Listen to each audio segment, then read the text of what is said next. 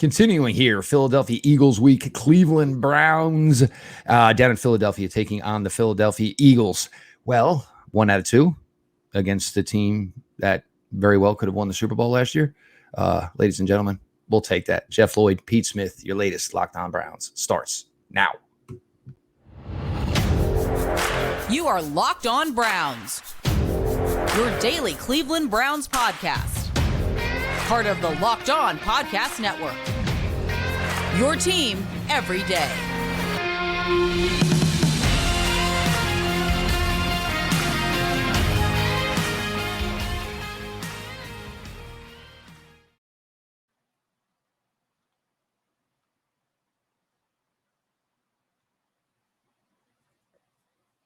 Ends your daily delivery of all things Dog Pound LGB on the Yellow B, the Locked On Browns podcast, brought to you by the Locked On Podcast Network, your team every day. Your host, Jeff Lloyd. Appreciate everybody who makes Locked On Browns their first listen every single day. Joined here today, of course, Pete Smith from Sports Illustrated. Locked On Browns can be found wherever you get your podcasts, always available, always free, and appreciate everybody who makes Locked On Browns their first listen every single day.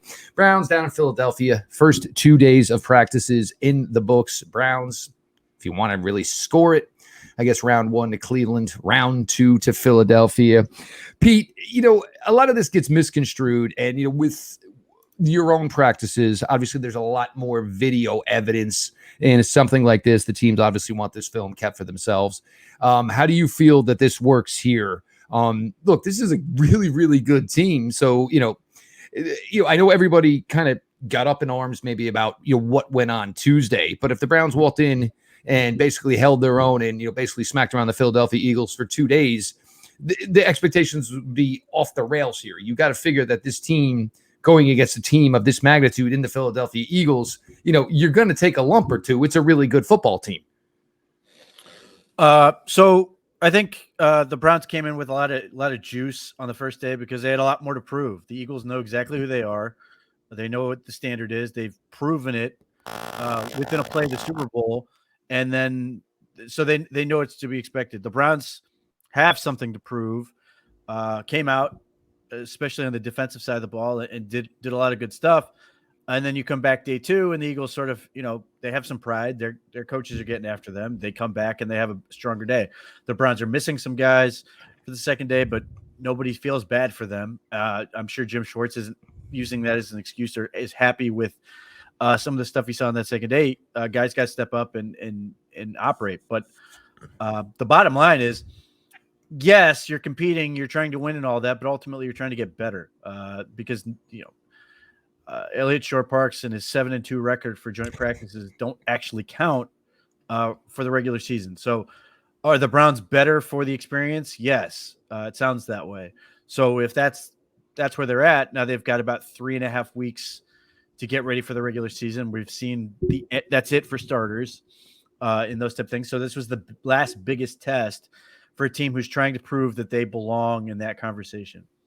So you're telling me joint camp practice records are not a bargaining chip as far as a contract extension?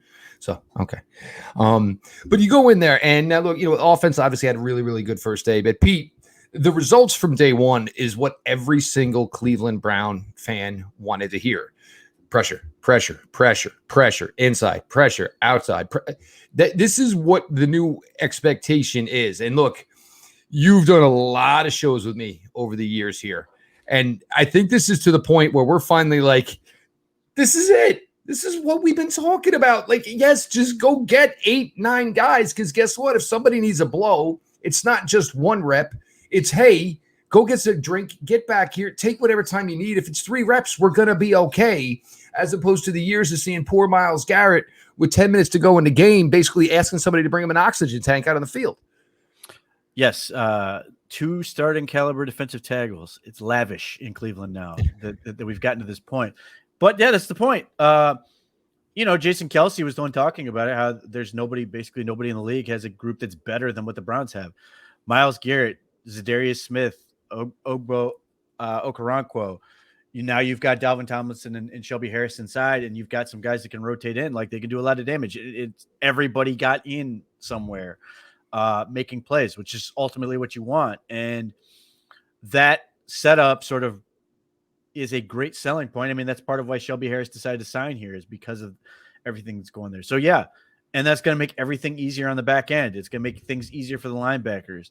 So you're taking what you had last year, which was completely devoid of defensive line talent, and all of it's going to be better. All of it's going to be enhanced, and all of a sudden you're going to see a group that's far more able to impact the game and potentially take over games. And if the Browns can get leads, and that's obviously what they want to have, they've got a group that can close, and that's important. And hopefully now you get into a situation where like teams feel pressure because now they have to try to come back, and now you've got a defense that can shut the door, get that, pick six or fumble return or just kill the quarterback, whatever it is, that you've got playmakers on that side of the ball that can just take the heart out of a team. Things that obviously, really, really were an issue for this team last year. And obviously the New York Jet game was the first one where you really, really noticed it. Yes, the coverage, vanilla, they got beat. But, in scenarios like that, and you can't always put it on Myles Garrett, there's supposed to be other guys. There's 11 guys on the defensive side of the ball. Somebody else go head. Somebody else go make a play. And now the Browns, obviously, it looks like they're in a much better situation to do all that. You brought up linebackers, so I want to stick here. This has been one of the things that's really stood out for me, Pete, through 2 preseason games to this point, is seeing guys free, basically just playing linebacker, read, react, go make the play. And whether it's been Tony Fields, whether it's been Jeremiah Owusu-Koramoah, even Jacob Phillips before, the season-ending injury Friday night, and, obviously, really tough break there. You're obviously, your little boo that you came in from with the undrafted free agent process, you're Charlie Thomas, just continues to do good things. Even Diabate looks like a guy who kind of knows what he's doing here. It's going to be a crowded room here, but it's nice to just see that linebackers are now playing functional, and the way you see them over the last few years for the other 31 NFL teams in the year, get the guys off of them and just let these guys go make plays. And we're really starting to see that pick up. Yeah. I mean, you get to see JOK just fly around. Nobody's blocking him. It's pretty good. And that 6 makes him look quicker. I'm not going to lie. Yeah. Well, that and the the puffy coat he seems to be wearing that he put on in that last couple months of weight training. But Jordan Kanashik looks pretty good because you're allowing him to just fly around and be a hammer. Tony Fields is able to fly around to do things. I think Anthony Walker, one, I really hope he stays healthy, because 2, he's been in Cleveland for 2 seasons and gotten no help up front. And now he should be in position to have a really strong year where you get the linebacker that you were expecting to get, and people aren't sitting there trying to trade your starting caliber offensive tackle for linebackers coming off ACL injuries in Seattle. 7 months removed. 7 months removed. But go ahead. So, and look, and that's the other thing is the Browns took the attitude, which I thought they were going to do, which was don't draft more linebacker help. You can take undrafted free agents, and you got so much production out of that position despite everything last year. And I think the Browns would love to get both Diabate and Charlie Thomas on the practice squad to reinforce that group. But if they go somewhere else, they'll do what they've been able to do, which is just load up the practice squad and use that as part of their depth. I think that's part of the selling point for Diabate and Charlie Thomas to stay here. If somebody doesn't want them on the active roster, is they can say, look at how we operate. We are constantly using these guys. We are going to activate linebackers to give us more depth, to give us more special teams help. And they're going to be able to play. But yes, do I enjoy Charlie Thomas cutting people in half? Yes, I do. Yeah, fun player. And you see with him and having this little bit of success, you see you see some more of the functional play as well. It's great to get a highlight every now and then, a wow play. But that also boosts your confidence and allows you to just continue to work harder and stick with it. So obviously good on the young man to this point. We're going to shift it over here. Obviously start going a little more pregame-ish. Offensive side of the ball players to talk about, defensive side of the ball players to talk about as Browns Eagles kick it off 7:30 Thursday night from the link. Jeff Lloyd joined by Pete Smith, your latest Locked On Browns. Appreciate everybody for being along for the ride. Men, tired of weakening or thinning hair? Do you want to reach your full hair potential? Leading hair growth supplement Nutrafol helps improve your hair growth, visible thickness, and visible scalp coverage. Go to Nutrafol.com men to take their health wellness quiz, identify causes of your thinning hair, and Nutrafol will give you a personalized plan for better hair health through whole body wellness. Nutrafol supports healthy hair growth from within by targeting root causes of thinning such as stress, hormones, environment, nutrition, lifestyle, and metabolism through whole body health. And it works. In a clinical study, 84% of men showed improvement in their hair after 6 months after taking Nutrafol men's hair growth supplements. Take the first step to visibly thicker, healthier hair. For a limited time, Nutrafol is offering our listeners $10 off your first month subscription and free shipping when you go to Nutrafol.com/men and enter the promo code LOCKEDONNFL. Find out why over 4,000 healthcare professionals recommend Nutrafol for healthier hair. Nutrafol.com/men, spelled Nutrafol.com/men, and enter promo code LOCKEDONNFL. That's Nutrafol.com/men, promo code LOCKEDONNFL.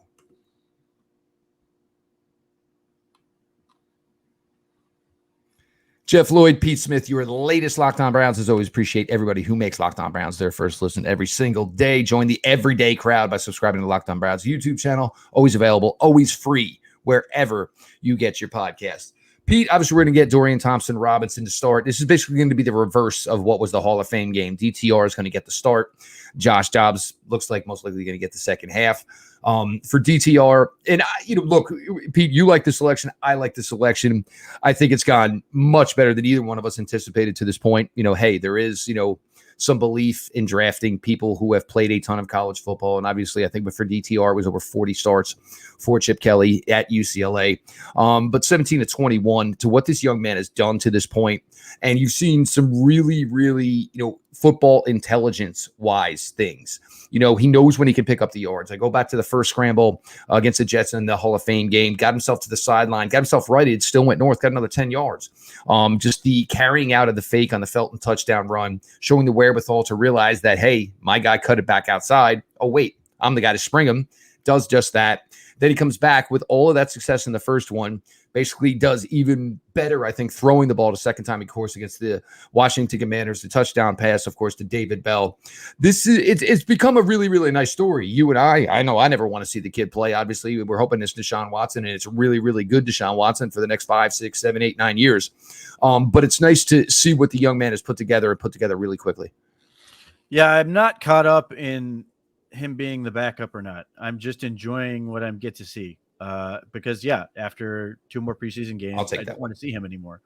But I'm not surprised he's playing well, given what I thought of him coming out. I thought he could and probably should go on day 2 of the draft. Experience matters, and he's talented. So given what he's faced, it's great to see that he's succeeding because it's allowing other guys on the offense to do things. You're getting to see a lot of different receivers excel, which is important. So all that stuff is good. And you've got players like David Bell, who seemingly is woefully underappreciated. I think if he gave a speech on Hard Knocks, he'd be in line for $15 million a year because he does all those things that you want to see out of a guy, which is he gets open, he catches the ball, and he blocks. That's it. And he every pass he's catching is for a first down, or he showed good awareness getting out of bounds on a late half drive, and then he catches the touchdown. None of it's flashy. He just does does things the right way. But Austin Watkins Jr., certainly another guy you get to take a look at. And I'm a big fan of the kid from Albany, not as a rosterable guy, but I like what I see from him as a pass catcher. I think he just needs to keep developing physically as a blocker, but he's a talented option. So you've got all these dudes and for the Browns who need many running back reps as they can get, Dorian Thompson-Robinson gives them the ability to not only run the ball a little bit, but also catch passes out of the backfield. So you get that full evaluation and, the line. Certainly everybody's enjoying seeing DeJuan Jones. Luke Whippler's a lot of fun, though, not at guard. And then I'm a big fan. I know he's older, but he's only 2 years into being a tackle, is Tyrone Wheatley Jr. on the left side. He's doing a heck of a job as far as I can see. I think he's been good. I think he's another guy that you look to hopefully get to the practice squad. There's just a lot of good things with Nick. The thing with with Dorian Thompson-Robinson is you are excited when he's on the field and you are bummed when he leaves the field. That's probably a good way to put it. Now you mentioned the running back position. Yeah, Wilkins obviously brought in. I'm assuming there's going to be a decent workload for him this week, and he's in this spot here, of course, with Hassan Hall. The Browns maybe could have their eyes on somebody coming off of somebody's roster here in the coming weeks to come join this fold. I think Felton has probably done enough to secure himself a spot for now. Look, things can always change. But you figure it's probably going to be some eyes on Hall, eyes on Wilkins here, probably over the next 2 preseason games to see who can maybe come into this team.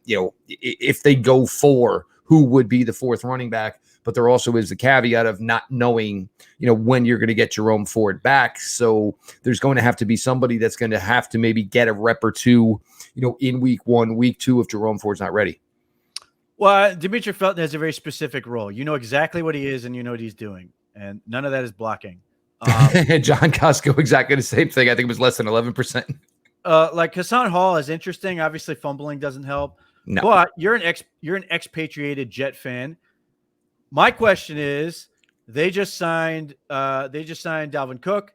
They've got Prince Abanikanda, who I really liked, coming out. They've got Breece Hall coming out. What's going to happen with Michael Carter? Because he seems like a guy that might fit what the Browns are looking for potentially. If they decide they're going to keep a fullback and only keep 4 running backs, like he's interesting. Like that becomes the X factor. It's yes, these guys are competing against each other on the roster. I still feel like John Kelly's going to end up on a practice squad. John Kelly's going to be on the practice squad, Pete. So my kids are married and they're only teenagers. He's going to be here forever. So that's the thing is like, is this a position where the Browns sort of feel good enough where they like let everybody go outside of the top 2 and they're basically like, we'll see what happens, like in terms of doing roster shenanigans and stuff like that. But that's the other part of it. Is somebody going to get cut loose from another team? Is that become the 3rd back? Because I think the first preseason game, you were probably pretty happy with the running back position. I don't think they were bad against Washington. I just don't think anyone particularly stood out in that. Like I said, Demetric Felton has that very specific skill set. It's fine. I actually think he fits really well. He looks like he's back at home at UCLA. But is that enough to say we're good, or are they going to be keeping eyes open? Like I said, Michael Carter, 5'8", 200 pounds or whatever he is intriguing for this particular offense. And, we'll see the way it works. Obviously, this team has a relationship. I mean, the Elijah Moore trade. So see if, this is something maybe the Browns, are just bend over. We'll take whatever we want. But I want to get to this one real quick here before we shift it up and go to segment 3 here. Coach Stefanski's speaking and basically saying that they have no intention of moving DeJuan Jones to the other side. For me, Pete, if he has done so well to this point, what's the thought? Why isn't the thought process, hey, why not? Let's take a peek here. And for everybody, oh, well, he was a right tackle. Well, the current left tackle, who a lot of people are dissatisfied with, was a right tackle as well. So if you've already done it once, why not give it a shot twice just to see? I mean, he's obviously shown really well to this point. Footwork doesn't look like it's going to be an issue. Obviously, he's going to have to, basically reverse his mindset as far as going to that side. But why is the thought process to not put him over there? I don't have a problem with them sticking him on one side and just saying, get comfortable, get it figured out. Obviously, I know it looks easy, but obviously the technique's a little bit different from things he did at Ohio State versus what Bill Callahan's asking him to do. So that doesn't really bother me. It does make me wonder, is the dream of jumbo tight end DeJuan Jones dead before it ever started, that they're not potentially having him be that guy? Well, he can be the jumbo and you have Hudson be the move guy. That's fine. Down. But yeah, like they like James Hudson. I think he's doing okay. I think he's better at pass protection. Obviously, I think DeJuan Jones is better as a pass pro guy, but James Hudson's a really good run blocker.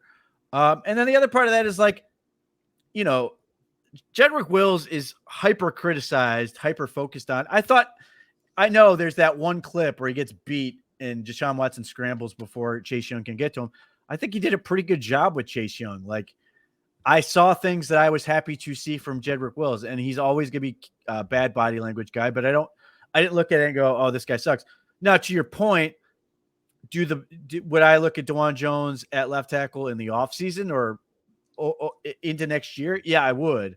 But I don't necessarily have a problem with them doing this way, especially right now, given that Jack Conklin is in the protocol, and they may be more worried about having to put Jones in quicker there. But James Hudson's doing both, so we'll see. But at least for the moment, I don't mind a rookie doing the one.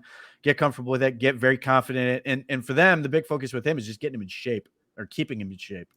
That would be the key. Absolutely. Because, you're not going to be as regimented here once the regular season begins. And that's maybe where the bad habits, can maybe, develop a little bit. We're going to continue on here. We're going to get some players on the defensive side of the ball here. Obviously still, some guys hanging on by a thread here, trying to find a way to sneak into this final 53. Jeff Lloyd, Pete Smith, your latest Locked On Browns. Appreciate you all, as always, for subscribing to the podcast.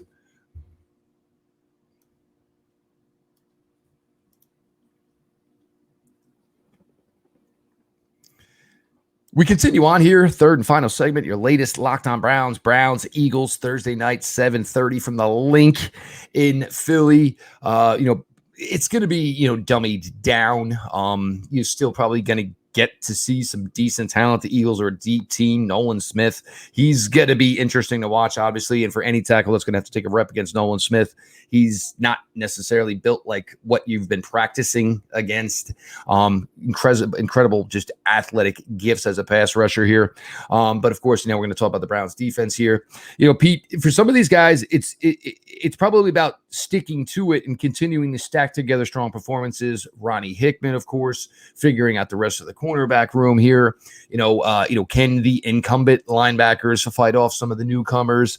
And, what goes on here at defensive tackle, because, Jordan Elliott, obviously most likely looks like he's going to be the fourth, whether it's deserved or not. I'm not sure here. But, Tomlinson, of course, Harris, of course, Ika, of course, we understand those three are safe, but, there's an opportunity here still probably for somebody else. And we're at a weird number because the Browns could, do some, roster minutia here, to get through the first 53. Then maybe you have, if they keep Isaiah Thomas, maybe going to short-term IR. Obviously, of course, that would apply to Alex Wright as well here. So maybe you can go a little heavier at defensive tackle, just for the time being, because maybe you feel you still haven't have it all worked out yet. Yeah, at least for right now, I'm projecting 6 defensive tackles on the. Yeah, but when you get to like 4, 5, 6, it's all kind of like. Well, that's the thing is like I never thought I'd be in a position where I'd say keep 6, but it just depends on how they want to do the roster gymnastics and having guys like Maurice Hurst that you could potentially cut and re-sign. But yeah, look, depth guys got to keep working. I want to see more from Isaiah McGuire. I thought he looked more comfortable in the second game. I'd like to see him continue to work. Siaki Ika, I thought he was better in the second game. So I want to see him keep coming. I'd like to see a pulse out of Jordan Elliott. And it's funny, everybody talks about him. Even Shelby Harris. Oh, well, and he lives Miles, Dalvin, Za'Darius, Obo, Jordan. It was like, whoa, bro. One of these names don't fit with the rest of them. The thing with him is I just want to see him finish plays. There are a lot of almosts and then just stops. A lot of the same flaws people have with Jedrick Wills could probably apply to Jordan Elliott. Yes. Right. And then, the linebackers we've talked about, Mohamed Diabate and Charlie Thomas. I like what I see from those guys, but Ronnie Hickman certainly got a great opportunity. He had the 2 picks. He also gave up the 1 touchdown. It was a hell of a route by Jahan Dotson, but they got him. That's one of the areas he's got to continue to work. And then, AJ Green, I tend to doubt he's going to play in this one. I've seen nothing from any of the other corners outside behind those back 6 after Mike Ford Jr. and AJ Green and Cameron Mitchell, who wasn't as effective in his second game. Like I'm not seeing a whole lot out of EJ Biggers and some of those other guys. And then, D'Anthony Bell, I love what he does on special teams. I feel like he's almost. I feel like I'm always calling him almost D'Anthony Bell because he's almost in on a number of plays. I feel like Ronnie Hickman's a little bit better. I haven't really seen a whole lot out of guys like Tanner McAllister and some of those other guys. So that's another question. I think Ronnie Hickman's probably got the inside track. right now, and then potentially D'Anthony Bell goes to the practice squad. But that's another position where maybe somebody comes off waivers that you like, but because it's safety 4, you're probably not keeping a 5th guy, and the Browns want to be able to rotate have those 3 guys on the field a lot. So they need somebody they can count on to be able to step on, even if that means potentially like Hickman were to come in and play in the box and 2 guys play behind. But either way, you need to have somebody you can comfortably feel good about if something goes wrong. I mean, the Washington preseason game, it felt like Juan Thornhill was in Grant Delpit's spot quite a bit. So there's a lot to keep an eye on. And then obviously the biggest thing that's going to come out of this particular preseason game, given what we've seen all this week, is special teams. That's the most important reps for this. That's where jobs are going to be won or lost more than likely, as much as we want to focus on offense and defense. A lot of these spots are going to come down to who can impact special teams. Like I don't know, does Austin Watkins Jr. contribute anywhere on special teams? Like, he might have a shot to make that wide receiver 6 spot, but if somebody else can produce on special teams, that may be the difference. Well, whether it's gunner, whether it's return, these are still things that obviously have to be ironed out. And look, yes, we would like the kicker to be a little bit more consistent. Everybody knows this. Blah, blah, blah, blah. We're going to go with that. But Pete, in the last one here, D'Anthony Bell, Ronnie Hickman, and you are what you are, and D'Anthony Bell can't control this. He's 5 years older than Ronnie Hickman.